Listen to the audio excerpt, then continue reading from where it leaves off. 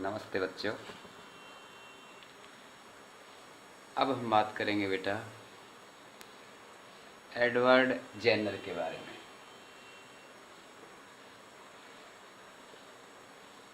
देखिए, आज आप हर दिन बात सुन रहे हैं, जब ये हमारा पेंडेमिक चल रहा है कि कोरोना का टीका निजाद किया जा रहा है, इट इज़ बीइंग डेवलप्ड। तो सबसे पहले जो साइंटिस्ट थे जिन्होंने पहले टीके का आविष्कार किया वो थे एडवर्ड जेनर। अब सुनिए, जैसे आज ये महामारी फैली हुई है, पैंडेमिक पैंडेमिक पैंडेमिक वर्ड वहाँ आता है जहाँ पूरी दुनिया में कोई बीमारी बहुत ज़्यादा ग्रसित हो जाती है। उसी तरह आज से लगभग 2 सेंचुरीज अगो इंग्लैंड के अंदर एक स्मॉल पॉक्स जो था वो इंडेमिक फॉर्म में आ गया। इंडेमिक मतलब कि विस्तृत क्षेत्र के अंदर, ठीक है, जहाँ बहुत से लोग ग्रसित हो गए थे, बहुत सी मौतें हो रही थी। तब क्या किया कि एडवर्ड जेनर ने पाया कि कुछ किसान, कुछ जो मिल्कमेड जो दूध का काम करते हैं, जो ग्रामीण क्षेत्र में लोग रहते हैं, वो लोग इस स्मॉल पॉक्स से समहाउ कम ग्रसित होते हैं। फिर उन्होंने कारण जानने की कोशिश की। कारण ये हुआ कि स्मॉल पॉक्स का वायरस, ठीक है, और उसी तरह इन पशुओं में एक बीमारी होती है, मतलब गायों के अंदर। तो वो जो काउपॉक्स का वायरस था वो लगभग सिमिलर था, ठीक है, लगभग सिमिलर था। तो ये जो किसान, ये जो दूध वाले इन ग्रामीण क्षेत्र में जो गायों के संपर्क में आते थे, वो समहाउ उनको माइल्ड स्मॉल पॉक्स हो जाता था और वो अपने आप को रिकवरी में ले लेते थे। मतलब उनकी रजिस्टिविटी, रोग से लड़ने की क्षमता, जो मतलब क्या कहेंगे हम, इम्यून जो पावर रहेगी, ठीक है, वो उसके अंदर थी। मतलब they were affected by small pox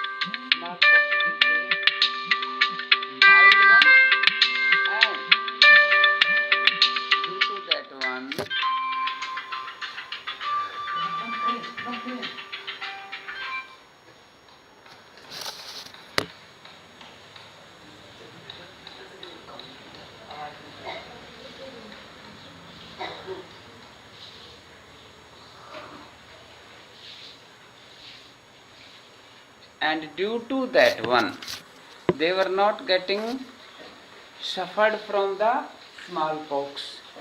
So अभी क्या हुआ कि मई 1776 के अंदर, ठीक है, उन्होंने इसका वैक्सीन डेवलप किया।